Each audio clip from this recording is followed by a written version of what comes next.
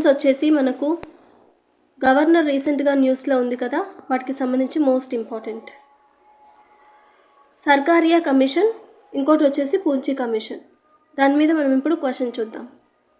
Which of the following are the recommendations of the Sarkaria commission? Sarkaria commission ఏమేమి recommend చేసింది అని అంటున్నారు. స్టేట్మెంట్ నెంబర్ 1 చూడండి. The centre should consult the state before making a law on a subject of a concurrent list. మనకు union list, state list, concurrent list అని ఉంటాయి కదా.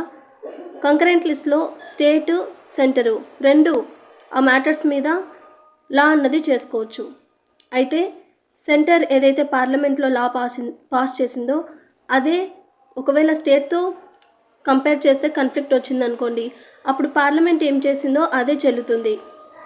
So Sarkaria commission ఏం చెప్పిందంటే, స్టేట్స్ అన్నవి నష్టపోకుండా కంకరెంట్ లిస్ట్లో లా చేసేటప్పుడు స్టేట్ని కూడా కన్సల్ట్ అయ్యి మీరు డెసిషన్ తీసుకోండి అని సర్కారియా కమిషన్ చెప్పింది అని ఫస్ట్ స్టేట్మెంట్ ఇస్తున్నారు.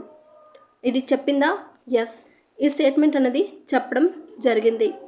కంకరెంట్ లిస్ట్లో ఏదైనా లా చేసే ముందు స్టేట్ యొక్క పర్మిషన్ అండ్ స్టేట్ని కూడా కన్సల్ట్ చేయండి అని సర్కారియా కమిషన్ చెప్పింది. సో స్టేట్మెంట్ 1 వచ్చేసి కరెక్ట్.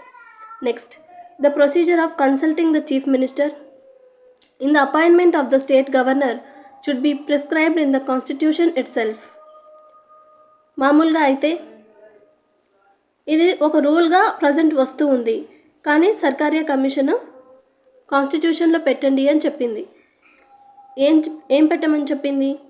గవర్నర్ని ఒక స్టేట్కి పెట్టే ముందు ఆ స్టేట్ యొక్క చీఫ్ మినిస్టర్ కన్సల్ట్ అవ్వండి.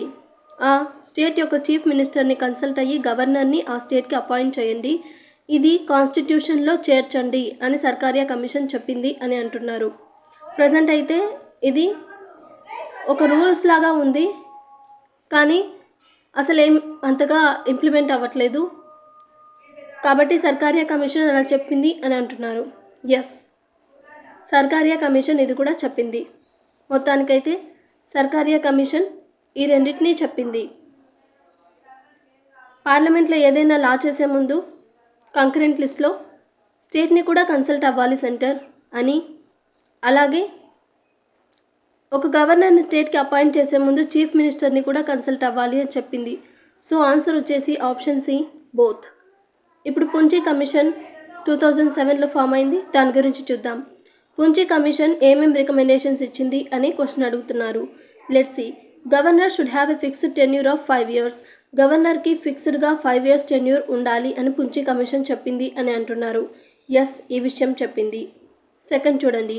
A bill passed by the legislative assembly of the state must be decided upon by the governor within 6 months. Legislative assembly pass చేసిన బిల్ని స్టేట్ అన్నది 6 months లోపల డిసైడ్ అవ్వాలి.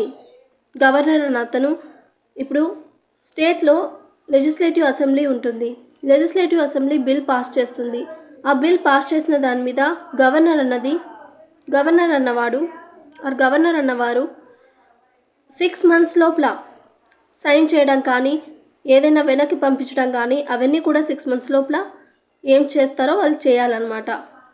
అది కూడా వితిన్ 6 months లోపల decide అవ్వాలి governor అన్న అతను ఆ బిల్ మీద అని చెప్పేసి పూంచి కమిషన్ చెప్పింది అంటున్నారు.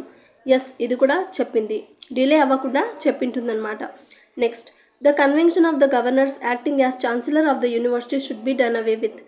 ఇప్పుడు గవర్నర్ అనే అతను యూనివర్సిటీకి ఛాన్సలర్ కూడా వ్యవహరిస్తారు ప్రజెంట్.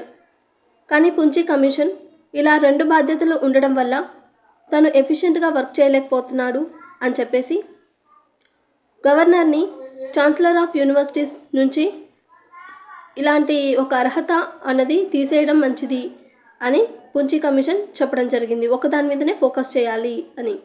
సో థర్డ్ది కూడా కరెక్ట్ అనమాట. So what is the answer? Option D, all of the above.